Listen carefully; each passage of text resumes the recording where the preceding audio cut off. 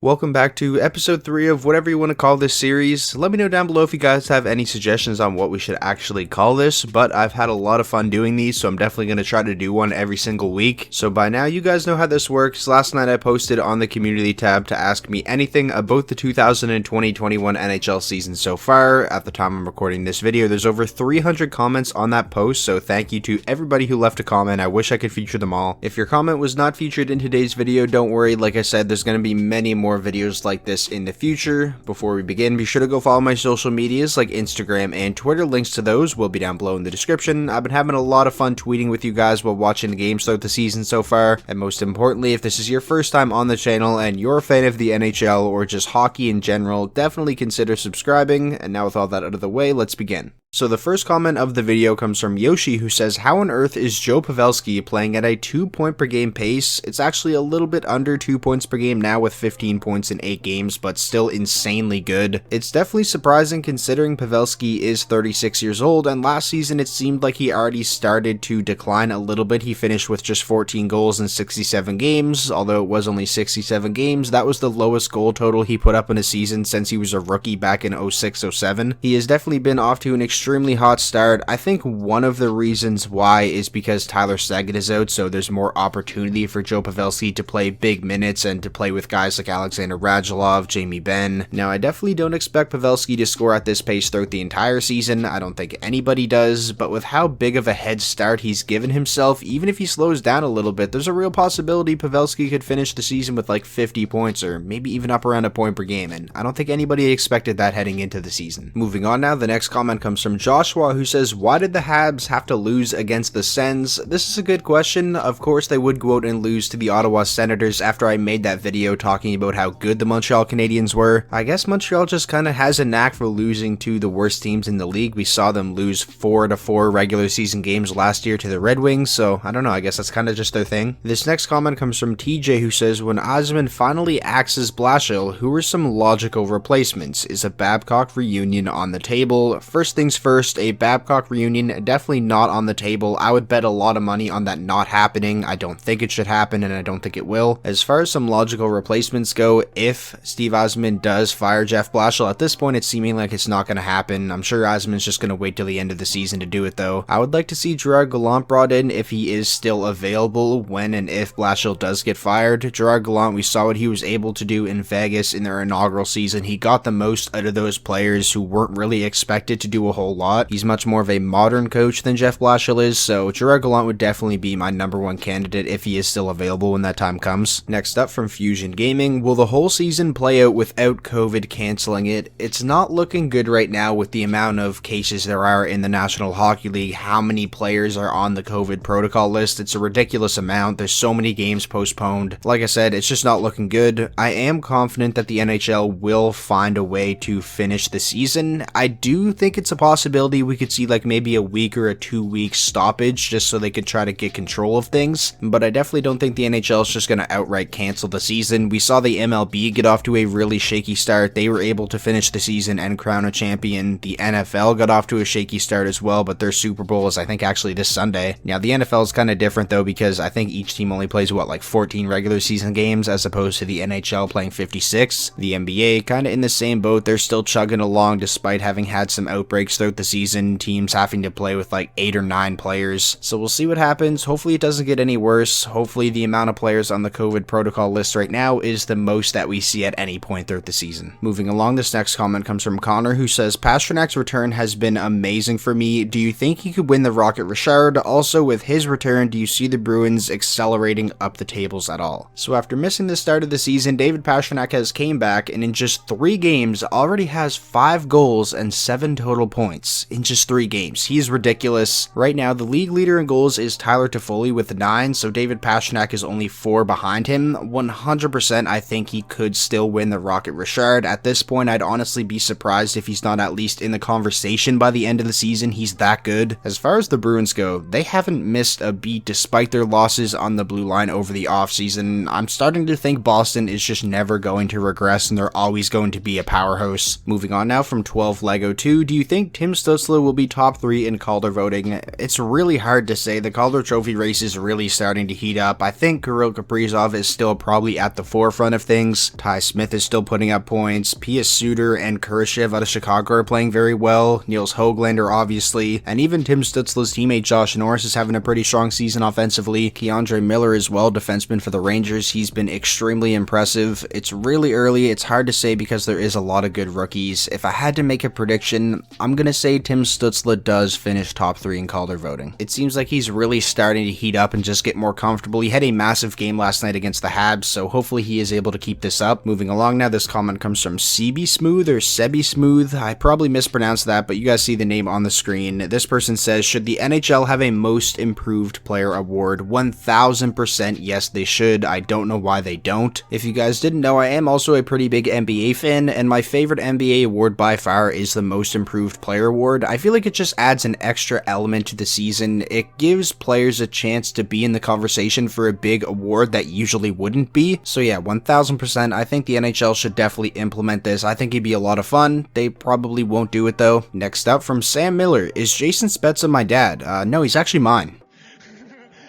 This next comment comes from the Sniping Shark 935, who says, who's the most underwhelming free agency signing that was meant to be huge for a team so far? This is a tough one because I feel like the majority of the bigger signings have been playing really well with their new teams. Tyler Toffoli especially. Markstrom has been great in Calgary. Obviously Pietrangelo has been good in Vegas. Torrey Krug has been really good in St. Louis. I'm going to go with a smaller one, but there was a good amount of expectations for this player heading into the season, and that is Alex Galchenyuk of the Ottawa Senators. The hope and the expectation was that he would go to the Senators on this cheap one-year deal and kind of just revive his career, get a chance to put up a lot of points and play a lot of minutes on a team that's probably not going to be very good, and he can't even stay in the lineup. He's played 4 games, has 1 point in those 4 games, just has not looked good at all. It's really not a good sign that he can't even stay in the Senators lineup. You have to wonder at this point if he even has a future in the NHL after this season. Moving along now, this question comes from Bruh, who says, do you think Detroit makes any large trades at the deadline